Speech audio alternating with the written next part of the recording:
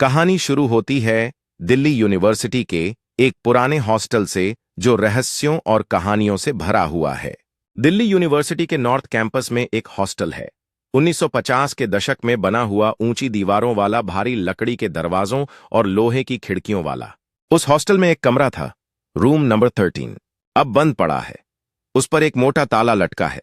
उस ताले के पीछे छुपा है एक ऐसा सच जिसे जानने वाले या तो पागल हो चुके हैं या गायब। कुछ छात्रों ने उस कमरे के बारे में कहानियां सुनकर जिज्ञासा जताई थी, लेकिन कोई भी अंदर जाने की हिम्मत नहीं करता।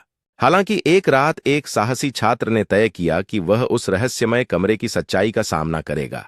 उसने चाबी को खोजने का फैसला किया, जो शायद किसी पुराने रिकॉर्ड में छिपी हुई थी। जैसे ही उसने अधिक खोजबीन की, उसे एक पुरानी डायरी मिली जिसमें कमरे की अजीब घटनाओं का विवरण था।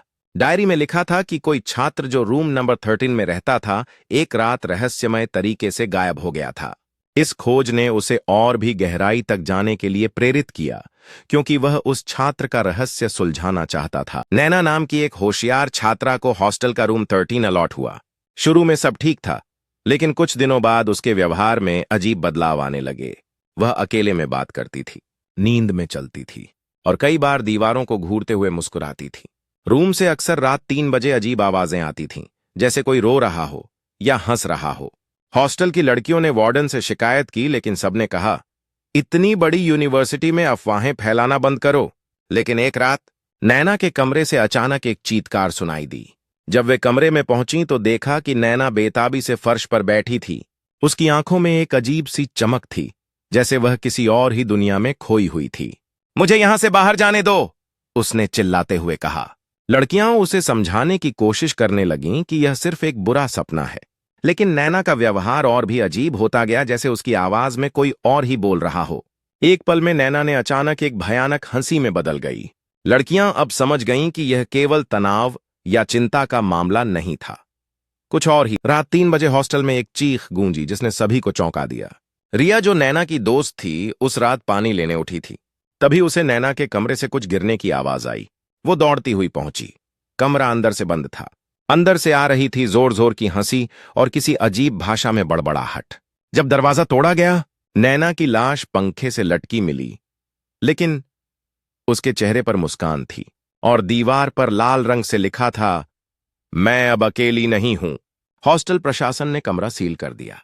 रूम 13 को बंद कर दिया गया, लेकिन इसके बाद भी वहां से हर रात हल्की रोशनी आती थी। आसपास के कमरों में रहने वाली लड़कियां कहती थीं कि कोई दरवाजा खटखटाता है, और कभी कभी एक लड़की की परछाई कमरे के अंदर चलती दिखती थी।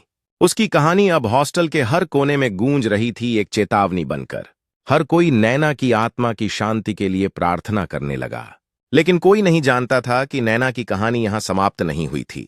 धीरे धीरे कुछ लड़कियों ने कमरे में जाने का साहस जुटाया। उनका इरादा था कि वे सच जानेंगे और नैना को शांति दिलाने की कोशिश करेंगी। जैसे ही दरवाजा खोला गया, एक ठंडी हवा कमरे में। एक बार फिर 2017 में एक नए छात्र को गलती से वही कमरा दे दिया गया। नाम था अर्जुन। उसे चेतावनी दी गई थी, लेकिन उसने कहा, मैं भूत प्रेत में यकीन नहीं करता। पहली रात सब ठीक रहा। दूसरी रात उसने अपने कमरे के शीशे में एक लड़की को देखा। सफेद कुर्ता, बिखरे बाल, चेहरा जला हुआ। जब मुड़कर देखा, वहां कोई नहीं था। तीसरी रात अर्जुन गायब हो गया। उसका मोबाइल, कपड़े और किताबें कमरे में थीं, लेकिन वो खुद कहीं नहीं था। उसके बाद से रूम 13 हमेशा के लिए बंद कर दिया गया। आज भी दिल्ली यूनिवर्सिटी के उस हॉस्टल में रूम 13 बंद है। उस कमरे के बाहर एक ताबीज टांगा गया है। हर साल नए छात्रों को चेतावनी दी जाती है, रूम 13 की तरफ ना जाना। वो अब किसी का नहीं है, लेकिन कई स्टूडेंट्स अब भी दावा करते हैं कि देर रात उस कमरे से किसी के रोने की आवाज आती है और खिड़की के पीछे से कोई झांकता है। यह रहस्य आज भी छात्रों को डरा रहा है और रूम 13 की कहानी एक चेतावनी बन गई है। इससे पहले कि कोई और अर्जुन की तरह गायब हो, छात्र हमेशा सतर्क रहते हैं। दुनिया में भूत प्रेतों पर विश्वास करने वाले और न करने वाले दोनों के लिए रूम 13 एक रहस्य बना हुआ